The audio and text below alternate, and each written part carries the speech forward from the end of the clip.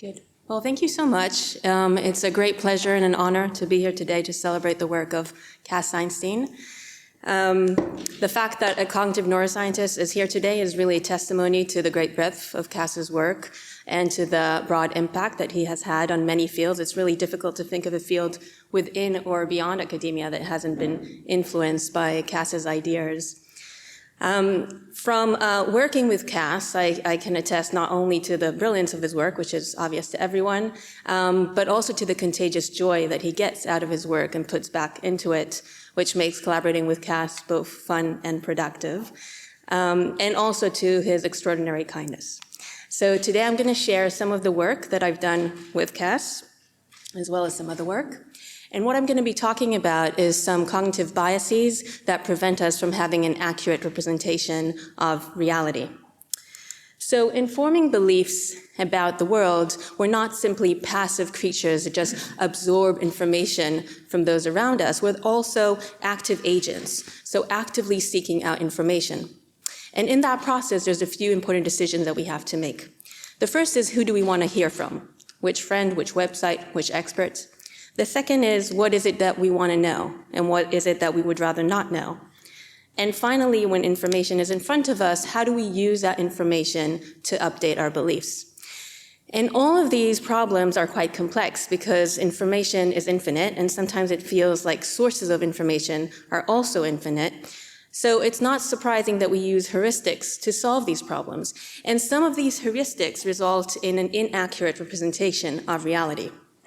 But what I will suggest is that perhaps what we're doing is we're trading accuracy for the intrinsic value that comes with holding certain beliefs over others. And I think my conclusion at the end would be that you can't actually distinguish between fact and value. I don't think the brain does that.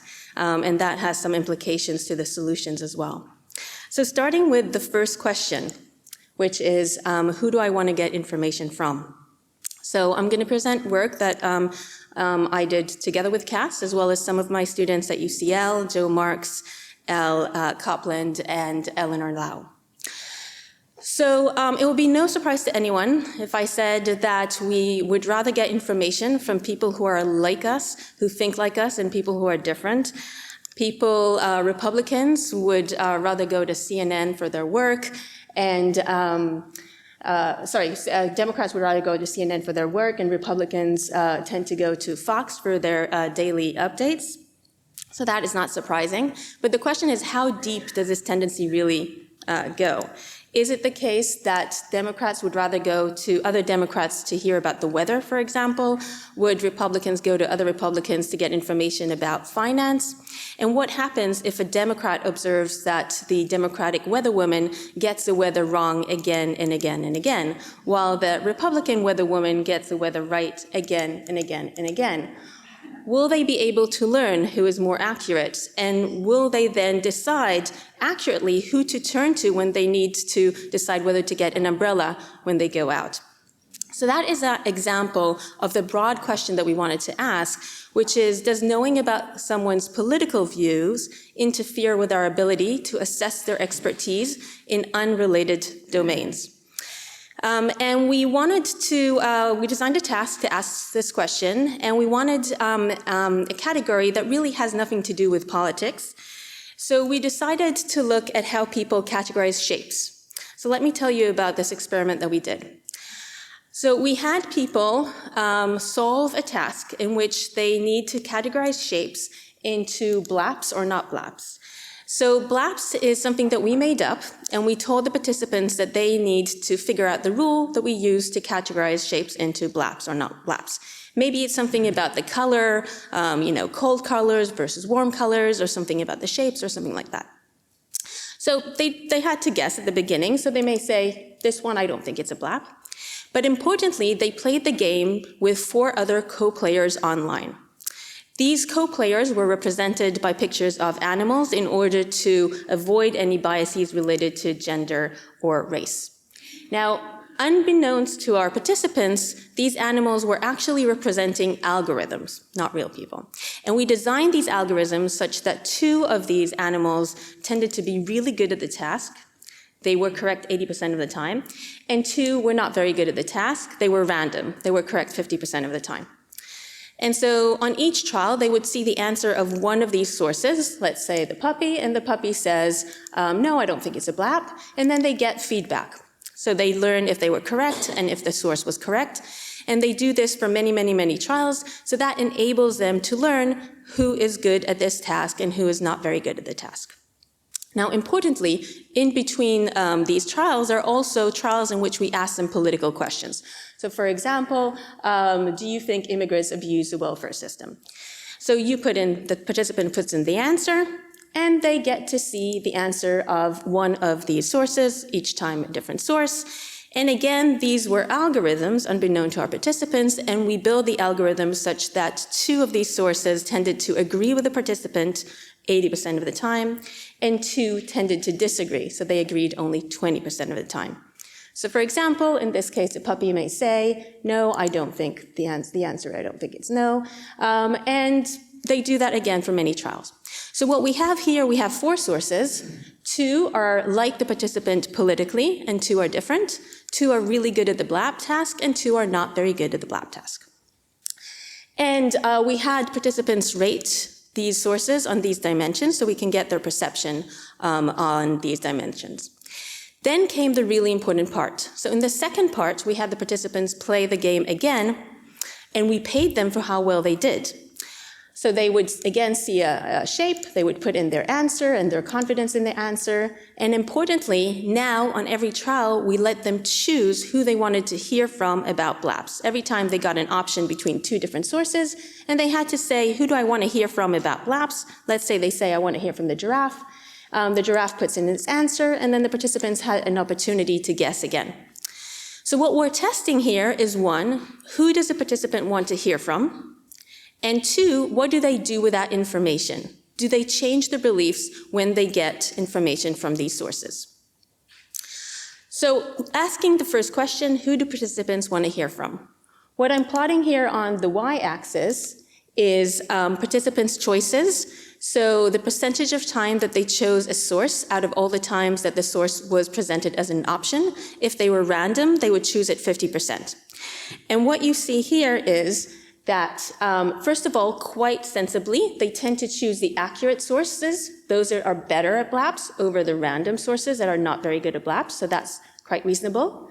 But also, they have this bias, where they tend to choose the politically like-minded, here in green, over the ones that are politically different, here in purple. And in fact, this bias was so great that they would rather choose this person who is like-minded politically, but not very good at blap, over this guy here, who's very good at blaps, but politically different. So why is that? Well, the first thing that we thought of, well, maybe they have this illusion that they assess that those that are politically like-minded are also better at blaps. And that's exactly what we saw. Looking at the ratings, participants rated these different sources, we saw a strong correlation by which they believed that those that they were like them politically were also very good at the blaps. The real correlation between these 2 things is 0. There is no relationship between how someone is like you politically and how good they are at blaps, but in the participant's mind, there was an illusion, an association between these 2 things. And if you look at how participants rated the different sources, so what we're plotting here on the y-axis is how they rated the different sources. First of all, quite reasonably, they rate the accurate sources higher than those that are random, that are not very good at blaps. But also there is an illusion by which they rate those that are politically like-minded, here in green, as better at the blaps than those that are politically different, here in purple. And this illusion was so great that they were unable to differentiate this person who's very good at blaps but different politically from this person here who is like them politically but not very good at blaps.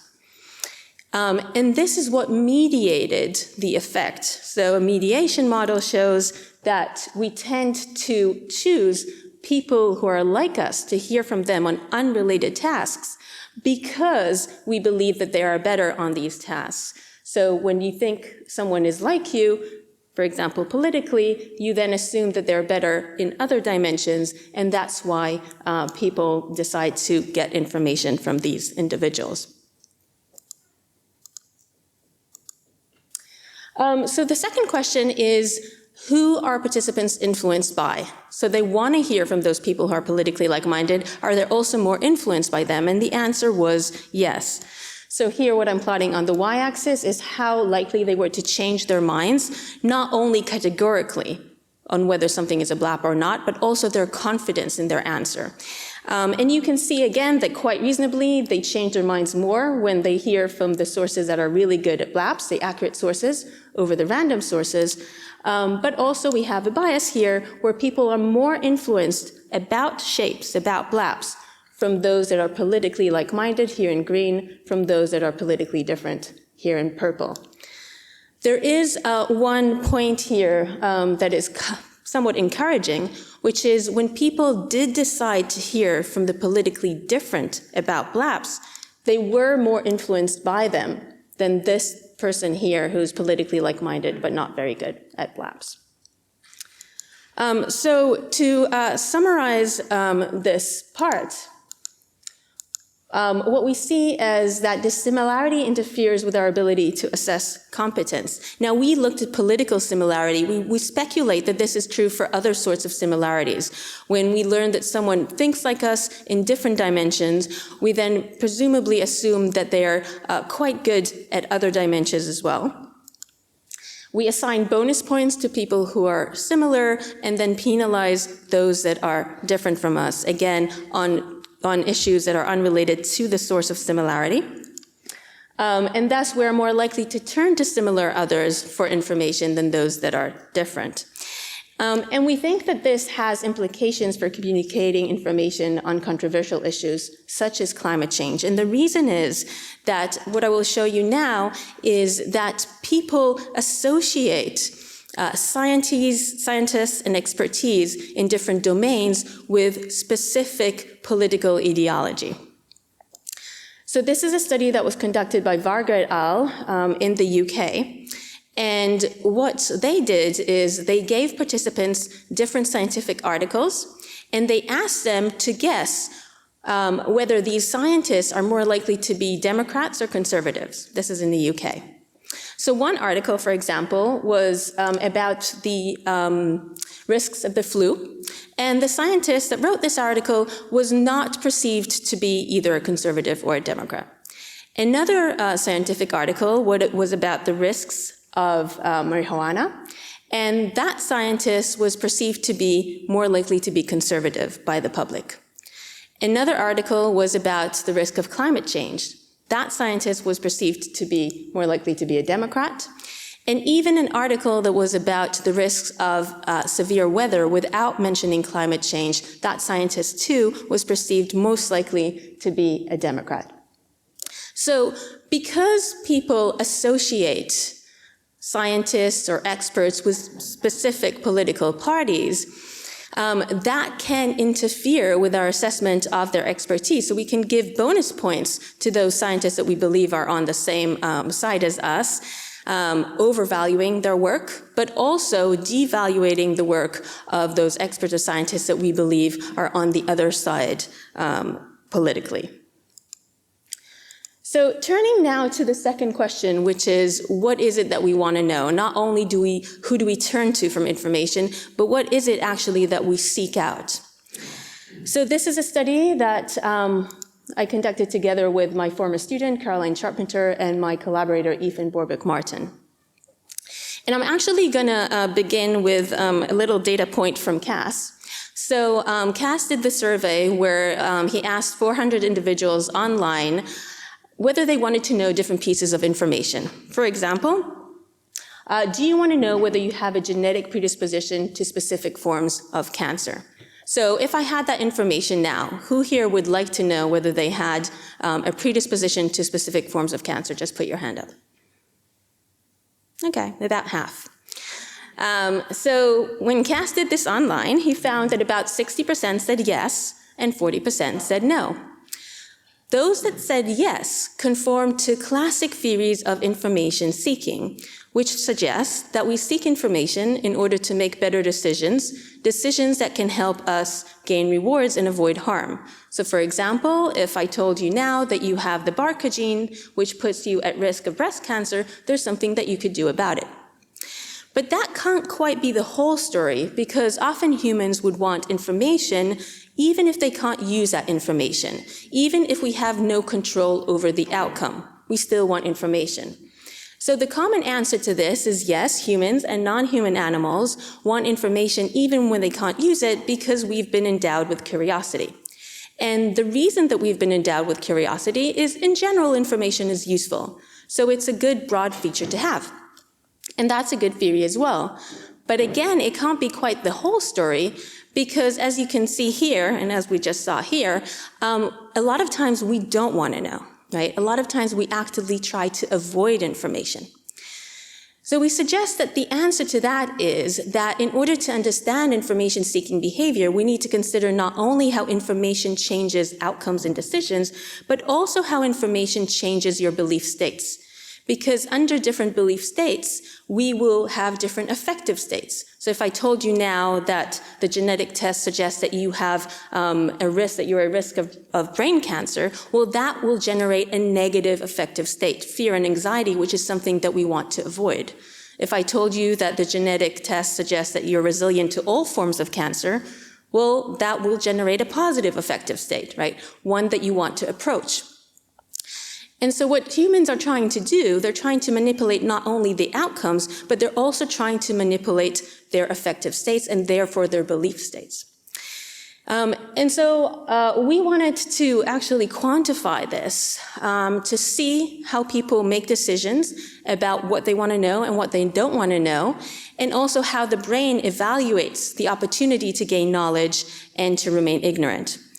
So we conducted an experiment in which we had a task that's analogous to a real-world situation, in which, for example, you get an envelope, perhaps containing a decision on a manuscript, and you need to decide whether to open that envelope or put it aside for now.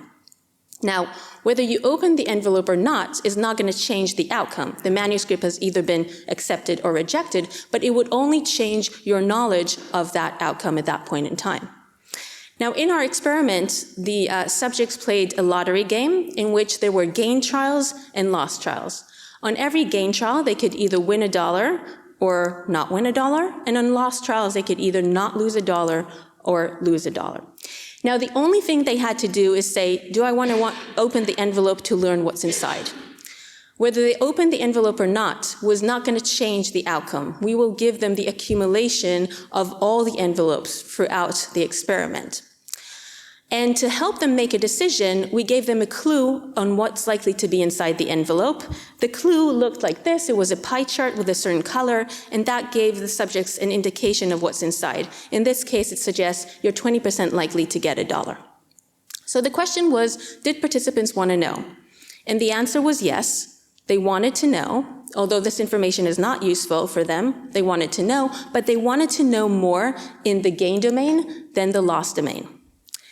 And the more likely they were to win, the more they wanted to know, and the more likely they were to lose, the less they wanted to know. So what I'm plotting here is the likelihood of choosing knowledge over ignorance. In blue is the gain domain. The x-axis shows you the probability of winning or losing. So the more participants are likely to win, the more they want to know. And in red, it's the loss domain. The more likely they are to lose, the less they want to know. In this study, we also recorded brain activity of participants while they were making these choices. And I don't have time to go into the specific details, but what I can tell you is that we looked at the brain regions that are important for processing reward. These include this region here in the midbrain called the VTA, which has dopaminergic neurons, as well as this region here called the nucleus accumbens. And what we found was that the brain was using the same algorithm, the same code, and the same neural architecture to evaluate the opportunity of getting information about the positive things in life as it does for primary rewards, like water or food and sex.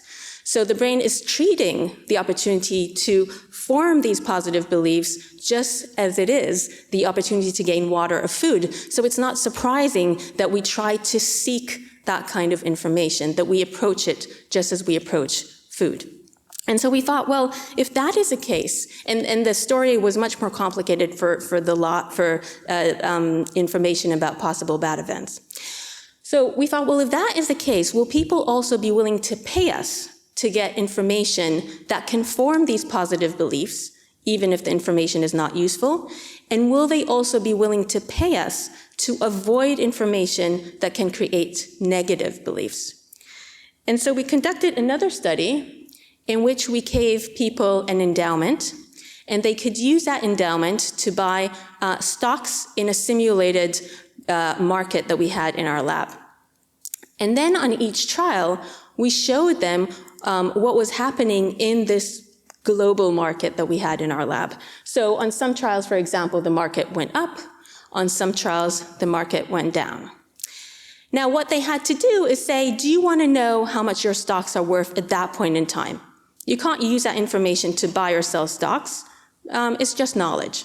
And there was a little trick. They had to pay us if they wanted to know, and they also had to pay us if they did not want to know. The more likely they were to pay us, the more likely we were to honor their request. So let's say you really want to know.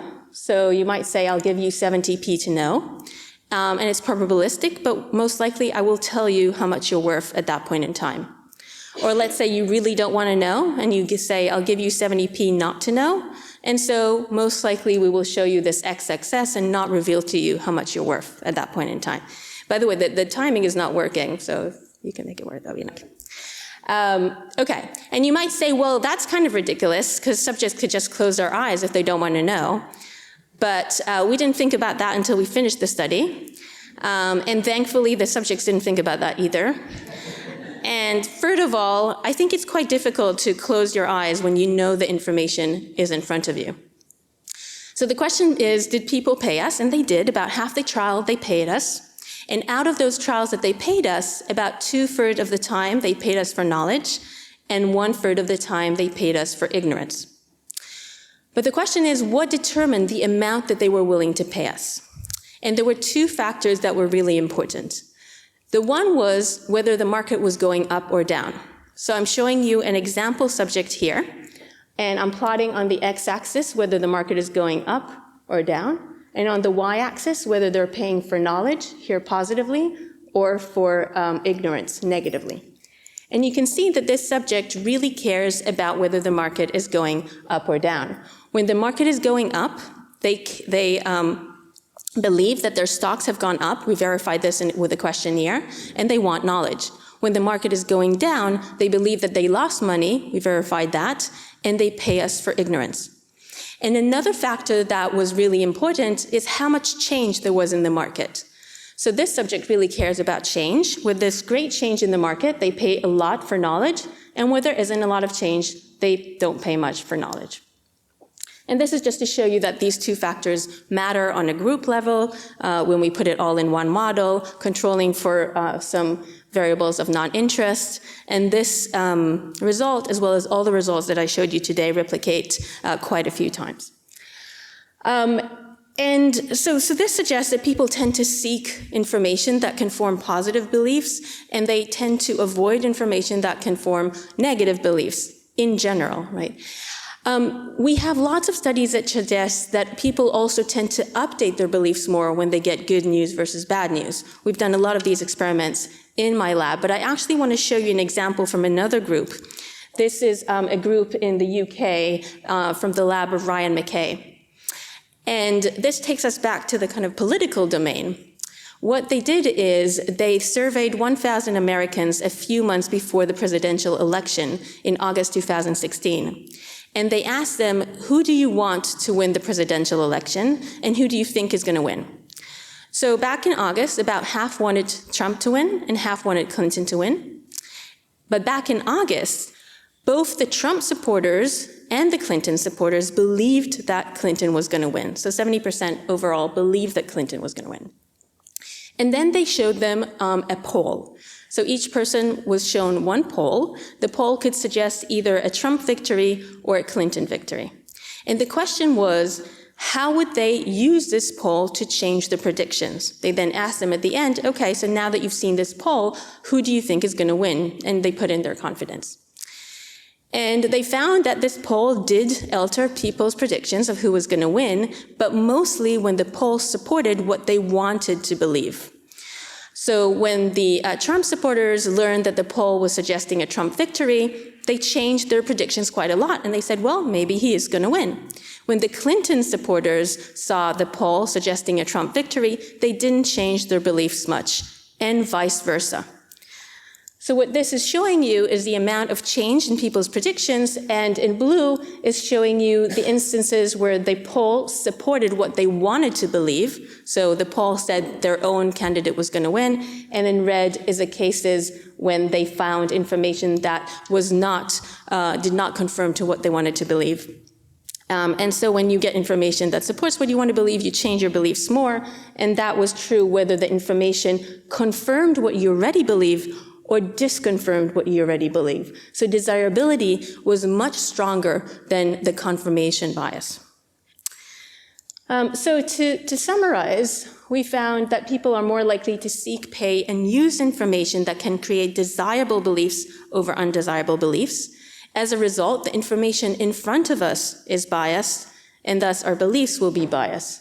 But I suggest that what people are doing is they're trading accuracy for intrinsic utility that comes with holding certain beliefs over the other. And I think what our brain data suggests that, as I said before, fact and value cannot really be separated. I don't think it's separated in the brain, in the mind. And thus, any kind of solutions have to take into account these type of biases. And I think perhaps the solutions that are most consistent with this type of data are solutions that focus on value. How, as Cass suggested before, could there be a cost to holding beliefs that are negative, or to holding false beliefs? Could we actually put in a cost to that? And so we really need to think about the rewards and costs that come with holding certain types of belief. So thank you very much.